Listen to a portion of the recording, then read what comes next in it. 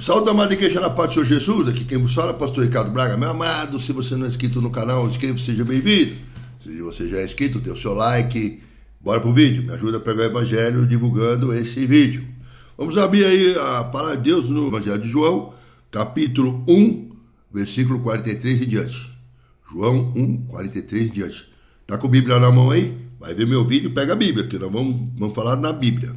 No livro de João, capítulo 1, versículo 43 e diante, diz assim: No dia seguinte que Jesus ia a Galiléia, e achou a Felipe e disse-lhe: Segue-me. Felipe era de Betsaida, cidade de André e de Pedro.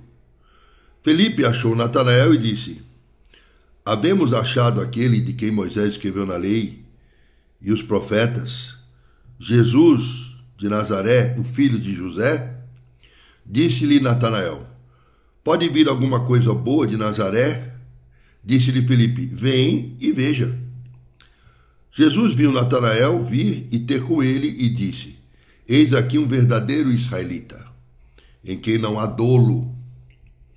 Disse-lhe Natanael: De onde é que tu me conheces? E Jesus respondeu: Antes que Felipe te chamasse, eu te vi, estando tu debaixo da figueira. Natanael respondeu e disse-lhe: Rabi, tu és o filho de Deus, tu és o rei de Israel. Jesus respondeu: Porque te disse, vi-te debaixo da figueira. Crês? Coisas maiores do que estas verás. E disse-lhe: Na verdade vos digo, que daqui em diante vereis o céu aberto, os anjos de Deus subindo e descendo sobre o Filho do Homem. Natanael estava com um problema muito sério, uma angústia no peito. E ele, como Jesus falou, é um verdadeiro israelita. E aí, um dia, muito antes desse encontro dele com Jesus, falando com Deus, Deus de Jacó, de Isaac, de Abraão, Deus dos seus ancestrais, ele foi para debaixo de uma figueira e chorou, se lamentou, clamou. E só ele, Deus. Tinha ninguém ali. Mas quando ele teve um encontro com Jesus, Jesus disse a ele exatamente o que ele fez debaixo da figueira. E Jesus não tinha como saber disso se ele próprio não fosse um Deus. Ao dizer isso para Natanael, Jesus provou para Natanael que ele era e é aquele que dizia e diz ser o Deus encarnado em carne e osso. Foi o bastante para Natanael, que em segredo, falando com Deus Pai, abriu seu coração. Foi o bastante saber para Natanael que Jesus, estava lá vendo exatamente algo que só estava ele e o Deus Pai. Então ele viu algo de sobrenatural. Deus me conhece, na pessoa de Jesus. Algumas coisas eu queria ver aqui com você a respeito dessa passagem, que muito a pouco a gente acha pouco relevante, mas é muito relevante. Deus esquadriu o nosso coração e Jesus sabe quem nós somos antes de nós sabermos quem de fato nós somos. Fomos gerados no ventre de nossa mãe com propósito e Deus nos conhece quando em secreto fomos formados. Como diz lá no Salmo 139, versículo 3 em diante: Tu me conheceste no ventre de minha mãe, meus ossos e meu embrião não foram escondidos de ti quando em secreto fui formado e entretecido como que nas profundezas da terra. Então ele nos conhece melhor que a nós mesmos. Nos conhece desde o ventre da mãe, viu o embrião ser formado. E ele então sabe tudo da nossa vida, desde a origem até o dia que nós partiremos, ou que ele próprio, em pessoa, nos resgatará dessa terra. Porque eu acredito, sou pré-tribulacionista, acredito que esses dias estão próximos, pelos sinais que a gente vê por aí.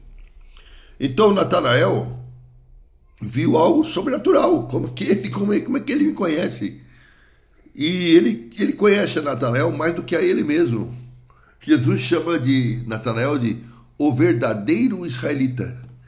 Não há maldade em você, só há coisas boas.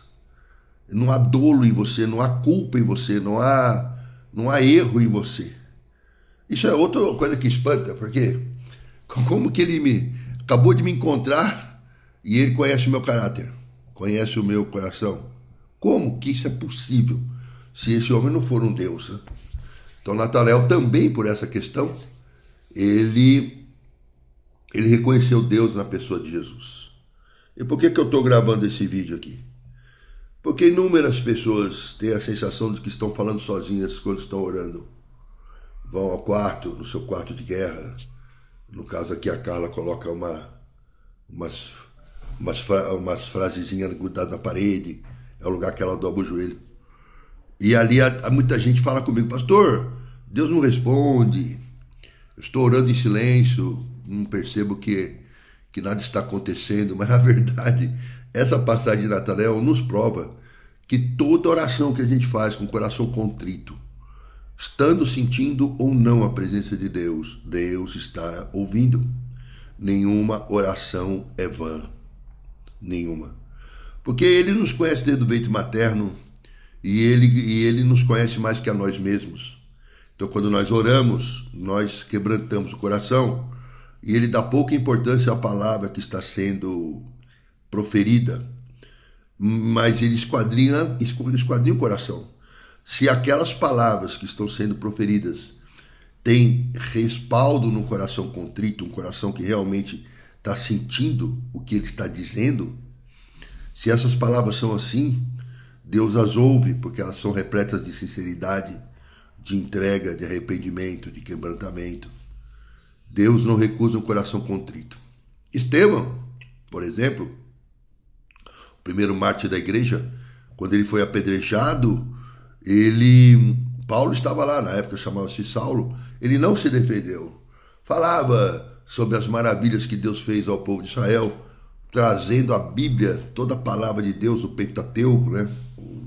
A Torá, para aquele momento, sem jamais se preocupar consigo mesmo. Ele não se defendeu, ele falava exatamente contando a história do povo dele, que é o povo de Israel. E porque o coração de Estevão estava contrito e realmente ele falava o que estava cheio o coração, ao ser apedrejado, ele teve uma visão aberta. E aqui o Natanael também teve visão aberta, né? Porque Jesus disse, você verá os anjos de Deus subindo e descendo sobre o Filho do Homem. Deus abriu a visão espiritual do Natanael, mas abriu também do Estevão. E quando Estevão olhou para o céu, Jesus, o próprio Jesus, ficou de pé para receber ele. Creio eu que nenhuma das pedradas deveria ter doído, porque diante de uma visão dessa natureza, a dor ela fica irrelevante. E Deus o recolheu e ficou de pé para recebê-lo. E, na verdade, a oração, ela começa e termina no coração. Se o coração não é verdadeiro, as palavras são vãs. Essa coisa é tão séria. Eu gravei um Reels e vou falar sobre ele agora. Por exemplo, por que Roma se converteu ao cristianismo? Né? Porque os soldados não queriam mais perseguir os cristãos. Algumas coisas curiosas. Como é que um soldado cristão, um soldado romano fala assim, pô, eu tô prendendo esse cara, todo mundo me xinga, me amaldiçoa, mas esse que se diz cristão sabe que vai morrer e diante da sua morte ele fala, olha, tá tudo tranquilo, eu vou morrer, mas que Deus te abençoe, não te esqueça de ti e eu te perdoo pelo que você vai acabar de fazer. Isso quebrava o soldado romano endurecido, acostumado com guerras, cicatrizes de guerras emocionais e físicas. Eles não conseguiam compreender essa situação. Mas aí o cristão era levado ao Coliseu e era morto lá. Feras, leões comiam cristãos, mortos ao fio da espada. E tem uma coisa que é impressionante. O próprio Nero muitas vezes visitava o Coliseu depois de grande massacre. Eu estou falando de 10 mil vidas tiradas num único dia, ou numa semana de pão e circo.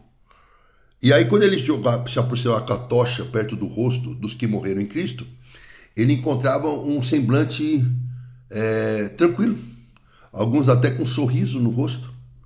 Morreram rindo, morreram em paz, não tinham um olhar de desespero, um rosto fechado na dor, não. Então, é uma coisa muito interessante.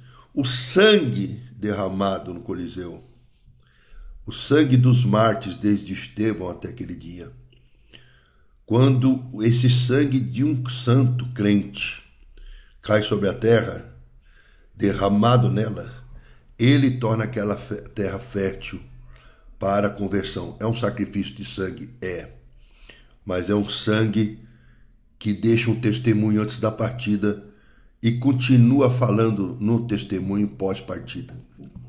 Dessa forma, os soldados foram sendo tocados pelo Espírito Santo de Deus e eles começaram a perceber que aquele povo era um povo santo. E começaram a não só não ter ódio dos cristãos, mas começaram a negar o braço armado ao imperador. Vai lá, batalhão X, aquele batalhão romano com 30 mil homens, vai lá, prende tudo que é questão daquela cidade, Samaria, por exemplo. Aí os soldados falaram, não vou não, nós não vamos não. Como é que não vai? Sou imperador, você é soldado, tem que obedecer a ordem.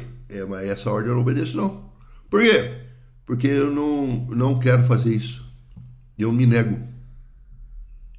E aí, no começo, isso se espalhou tão fortemente em Roma, no exército romano, que o imperador queria dar exemplos. Ele pegava todo aquele pelotão que se negou a obedecer uma ordem e matava todo mundo. Matava milhares de soldados. Mas os soldados que eram mortos ao fio da espada do imperador também davam testemunhos aos soldados que estavam de pé que o Cristo era real. Por que o Cristo é real? Porque ninguém se dá a morte se não crê ou não é tocado profundamente por aquele Deus que eles estavam perseguindo nas pessoas que o adoravam. Então, o maior testemunho é esse, né? O cara fala, ele é real e eu provo que ele é real porque eu aceito morrer, que você me mate, mas eu não o negarei, não o negarei. Como é que um comandante romano vai perseguir cristãos se o exército se nega a fazer isso? Aí, pouco a pouco, a partir dos militares, toda a Roma se converteu, sem disparar um tiro, sem fazer uma guerra civil, apenas com a verdade. A verdade tem o poder de se manter e ela não pode ser roubada. Não pode ser deturpada eternamente. Não pode deixar de existir. E a verdade tem nome. Eu sou, ninguém mais é. O caminho, a verdade e a vida, ninguém vem ao Pai se não for por mim. A verdade é Jesus. A Nero, por exemplo, pai da mentira, porque quem tocou fogo em Roma foram os cristãos. A mentira sobreviveu à verdade? Não. A verdade sobreviveu à mentira. Por isso que as portas do inferno não sobreviverão sobre as portas da igreja. E a igreja somos nós. O inferno não pode contra a igreja. Jamais conseguirá arrebentar as suas portas. Porque o inferno é a mentira e a igreja é a verdade. E a verdade tem nome, a verdade é Jesus. Havendo verdade, a mentira sucumbe. E a mentira sucumbiu e a igreja floresceu. Quando Constantino se converte ao cristianismo, toda Roma vira cristã. Por isso que a igreja católica, por exemplo, é católica apostólica romana. Uma igreja cristã romana. Roma sucumbiu ao Filho de Deus. A mesma Roma que o crucificou foi a mesma Roma que se ajoelhou. A mesma Roma que zombava dele foi a mesma Roma que aceitou a sua própria morte para não prender cristãos, a fim de que o nome dele fosse exaltado. A mesma Roma que perseguiu todos que vieram após dele, estando cheios do Espírito, pregando, curando, expulsando demônios, foi a mesma Roma que disse, eu me arrependo, estou errado. E o Jesus que nós crucificamos de fato é Deus. Então a Roma dobrou o joelho. Então, a primeira lição que eu tenho nessa palavra é: não ache que você está orando sozinho, nem que você não está sendo escutado. Se a sua oração ela é do coração e o coração foi esquadrinhado por Deus, as suas lágrimas estão subindo aos céus como incenso líquido. E é um incenso mesmo, porque quando a lágrima escorre, ela não fica molhada a sua face o tempo todo, a sua face seca. É a lágrima que evaporou. Essa lágrima que evapora sobe em forma de vapor ao trono. Ele tem que olhar para você e falar: eis aí um verdadeiro adorador, porque eu fui lá, esquadrinhei o coração, essas lágrimas são sinceras. E disse a Natanael: você é um verdadeiro israelita, não há dolo na sua conduta. Essa lágrima sua que subiu aos céus e que vai fazer com que Jesus olhe o seu coração, ele vai dizer a você: realmente eu tenho aqui uma filha, um filho que me ama, crê em mim de verdade, que há arrependimento sincero, o coração está contrito e eu estou feliz com ele ou com ela. Assim como ele esteve com Estevão, assim como ele foi com Natanael, assim também é conosco, até a sua volta. Ninguém engana a Deus, ninguém engana a Deus.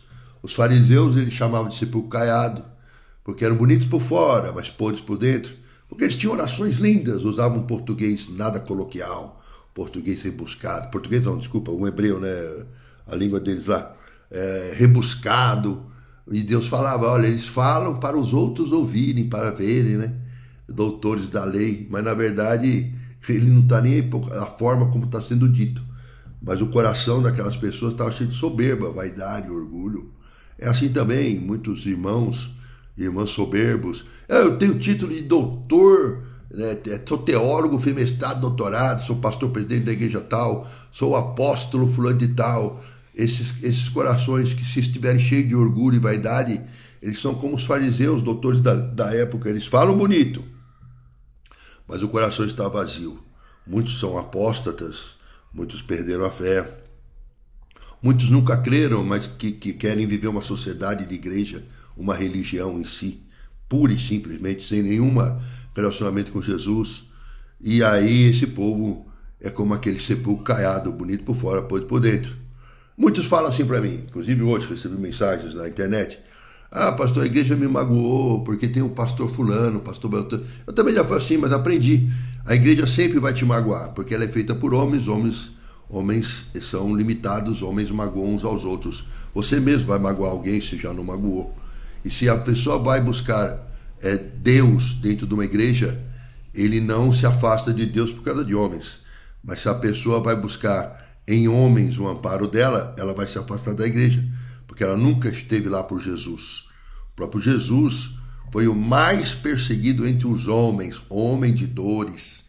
Logo, se Jesus é um homem de dor, perseguido, você também não é diferente, e eu também não. Nós também seremos perseguidos, injuriados, magoados, maltratados. Isso faz parte do processo. Eu mesmo não espero nada de ninguém. Tudo que eu faço para Deus, então logo eu nunca me decepciono, porque Deus nunca decepciona. Então, o homem sim, mas Deus não. Já me botaram afastados, hoje está acontecendo com a Carla sobre isso, não deixam eu pregar por ciúme ou vaidade, outros deixam eu pregar, mas quando acontece de entender na cabeça deles, né, que tem uma fama maior lá, se preocupa. Eu não ligo para nada disso, porque eu tenho uma igreja na internet, tenho uma igreja na esquina. Às vezes eu falo de Deus num café, que eu tomo café de manhã lá. Eu não estou procurando posição, nem lugar, nem palco. Eu procuro falar de Deus a quem quer que esteja disposto a ouvir, seja num pier, numa calçada, numa esquina, ou na internet falando com milhões de pessoas, milhares de pessoas todos os dias. Então, meus amados, é o seguinte: se você ainda se magoa pelo ato do outro, cuida do seu coração, porque talvez você esteja lá na igreja com a motivação errada. E pense nisso, que Deus viu Natanael. Ele viu Natanael. Quando Filipe levou Natanael se assustou. Como que esse cara me conhece desse jeito? Porque ele viu o coração. Não é a boca, é o coração. O coração. Se esse teu coração tiver muita intimidade com Deus, você vai começar a ter visões sobrenaturais. Dons do Espírito Santo. Dons. No caso, Natanael teve, Estevão teve. Muitas pessoas na Bíblia tiveram visões. Eu mesmo, quando me converti, tive visões. São dons de Deus. E esses dons vêm da intimidade sua com Jesus, na pessoa do Espírito Santo. Então, eu não quero que você sinta mais, em nome de Jesus, que eu esfriei a minha fé porque Deus não me respondeu, porque Deus não fala comigo. Ele sempre falará, ele sempre saberá, independente se você sente ou não. E isso é uma outra coisa importante. A gente, quando se converte, fica muito apaixonado, aquela emoção toda, mas a nossa fé é racional. A nossa fé não está baseada na emoção. A emoção, ela passa. A fé não passa. Por isso que Paulo falava assim: batalhei o bom combate e guardei a fé. Ele não disse: batalhei o bom combate e guardei a emoção. Ele disse: lutei o bom combate e guardei a fé. A fé de Paulo, como a nossa, tem que ser racional, independente do sentimento que a gente tem ou não. Às vezes o nosso sentimento esfria, e a Bíblia fala: naqueles dias o amor de muitos esfriará. Mas a nossa fé, ela não é baseada só no sentimento, ela é baseada na razão. Eu amo a Deus sobre todas as coisas, e o amor é racional. Amor é verbo, verbo pressupõe ação. Eu amo, tu amas, ele ama, nós amamos, vós amais, eles amam. Amor é decisão. Paixão é emoção, amor é decisão. Então, o meu amor esfriou. O que esfriou de você foi a sua paixão, né? A igreja de Laodiceia, Paulo falou: tenho contra ti que você perdeu o seu primeiro amor. Perder aquele amor é perder a fé, não é o sentimento. Você falaria assim, a igreja de Laodiceia: você perdeu sua paixão. Aí Paulo fala: volte ao primeiro amor, volte a se decidir por amar a Deus, não é se apaixonar por Deus. Volte vá àquele começo onde você foi ganho, e de forma racional você diz: Senhor, eu te entrego meu coração. Porque ao você se afastar desse primeiro amor, não paixão, você pode cair em apostasia lá na frente. Algo muito curioso acontece comigo, de verdade. Eu não dependo mais de nada para crer. Tem gente que fala assim: eu não vou na igreja, eu estou me afastando. Eu não vou na igreja, eu estou esfriando. Eu já não dependo disso. A minha fé, ela é contínua. É a mesma fé. Sou errado, faço besteira, faço. Mas a minha fé, ela não muda. Porque ela não está mais vinculada às circunstâncias. Eu não sou sujeito se eu não vou, não sei na onde, eu vou esfriando. Não esfrio porque minha fé não é do coração. Ela é racional. A ti eu me rendo. O Senhor é o Senhor da minha vida. E ponto.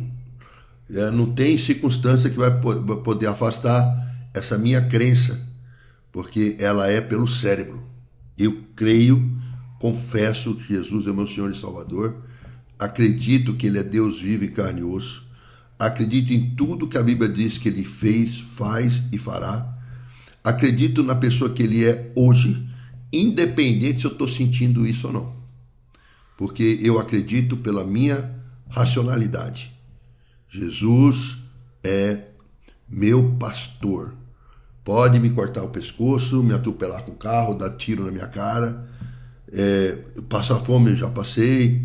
Rejeição já tive. Culpa. Eu passei por várias coisas.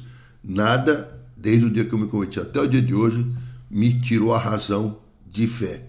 Fé racional. Eu creio no Senhor Jesus, independente das circunstâncias, quaisquer que sejam elas. Então a minha fé é muito sentada na rocha, e a rocha, a casa é inabalável, independente do vento que sopra em cima. Se fincou a casa na areia, ela vai cair, mas quem está na rocha pode vir. Eu estou no Paraná, bateu o vento, levou minha casa embora, todos os meus pertences, eu continuo crendo em Jesus. Lá no Rio Grande do Sul a enchente acabou com tudo, continuo crendo em Jesus. E lá onde a enchente consumiu e onde o vento derrubou, muitos e muitos cristãos foram reavivados, porque em meio a grandes tragédias continuam crendo em Jesus. O presidente Trump foi lá na Nigéria, porque eles estão matando cristãos lá, derramando sangue de cristão para todo lado. Os cristãos estão morrendo com um sorriso no rosto, como no tempo de Nero, porque eles continuam crendo em Jesus. Para de ter fé infantil. Ou você crê, ou você não crê. Se você crê baseado em sentimento e emoçõezinhas baratas, e acreditando que as circunstâncias podem abalar a tua fé, você de fato está se enganando, porque na verdade você não crê. Se você cresce, de fato, como muitos são assim, milhões, milhares, a gente vê nas grandes tragédias dessas pessoas se manifestarem, se você crê, a circunstância não é capaz de te roubar a fé. Aleluia. Então, meus amados, meu irmãozinho, minha irmãzinha, para terminar essa pequena pregação de meia hora, apenas crê em Jesus. E entenda, Roma, que foi um grande império de milênios, não conseguiu acabar com a igreja, ninguém acabará, porque a verdade não passa, a mentira passará. E se o Império Romano não conseguiu acabar com a igreja e sucumbiu diante dela, dobrando o seu próprio joelho, incorporando Jesus ao seu estado, então se cumpriu naquele tempo e se cumprirá para sempre aquela palavra: todo joelho se dobrará, toda língua confessará que só o Senhor é Deus. Todo joelho, toda língua, só o Senhor é Deus. Haverão aqueles que vão ver isso, ter a consciência disso, escolher o outro lado, mas vão de forma consciente. Aqueles que têm fé racional permanecerão no seu lugar, até que ele volte, e a volta dele está próxima. Prepare-se, que o Senhor te abençoe e te guarde, que faça resplandecer o Senhor sobre ti, tenha muita misericórdia de ti, que te dê a paz. Observação, se você quiser ver documentos, a respeito do que eu estou falando, tem vários. Soldados romanos escreviam cartas, e os escribas de Roma juntavam essa compilação de cartas diante dos decretos do imperador. Está tudo em Roma, acho que na internet você deve achar aí. Tem várias cartas relatando o que eu acabei de falar. A paz.